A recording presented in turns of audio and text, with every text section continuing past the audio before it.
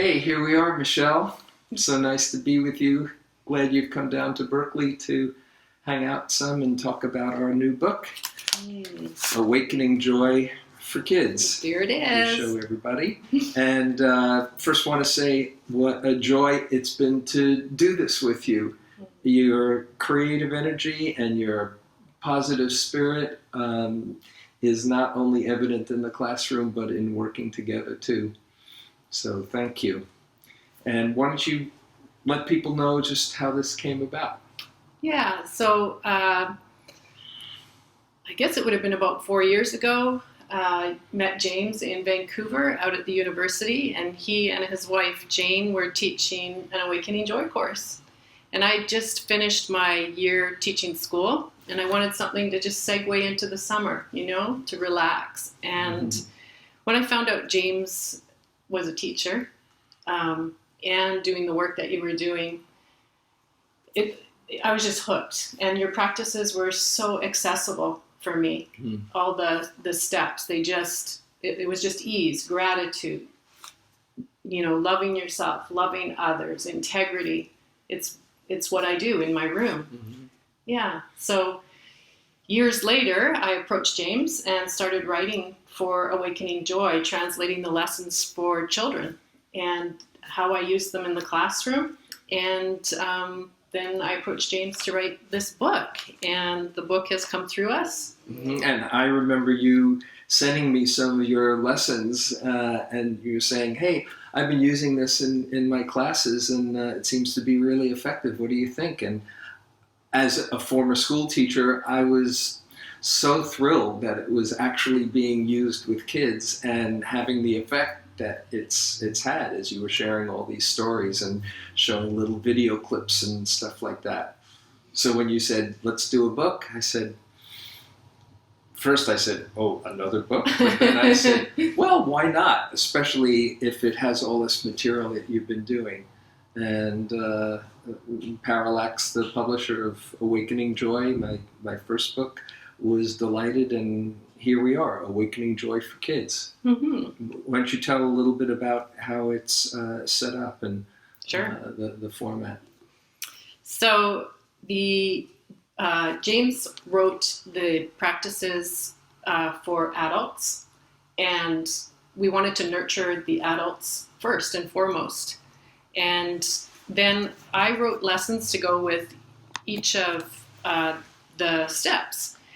Lessons that go in the classroom, and each lesson set up so that we identify which strengths that you're building with your children. So you may want to be working on building perseverance, love of self, emotional intelligence, well-being.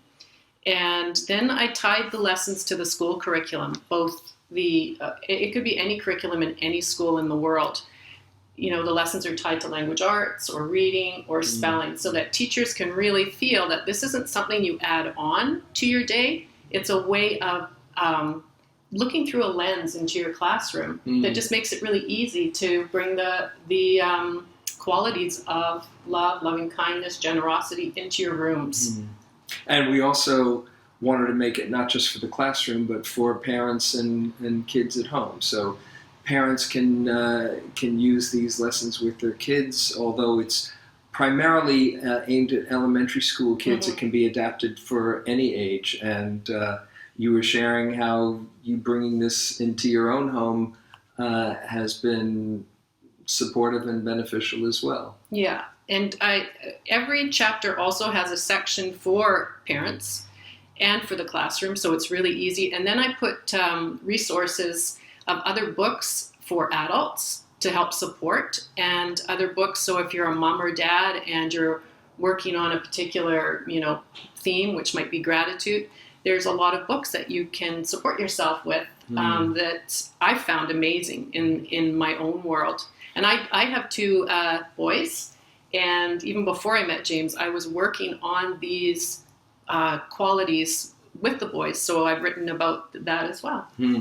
And one of the things that I love, besides the practical lessons and how you share the principles with kids, are the stories and the sweet anecdotes that you you've peppered throughout the book. Mm-hmm. I've shared my own stories in each of the chapters for adults, but some of the beautiful, heartwarming stories really make you come alive. Mm-hmm. So I was just thinking of one.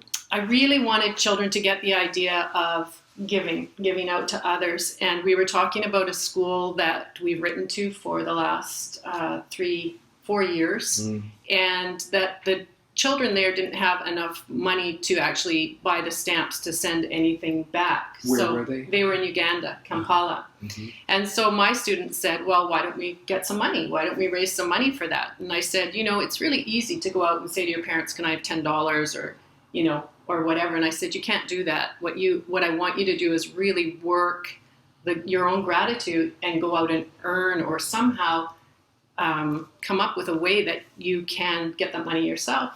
So we put a little jar at the front of the class, and kids would be bringing in their little handfuls of pennies and money and dimes and some dollars.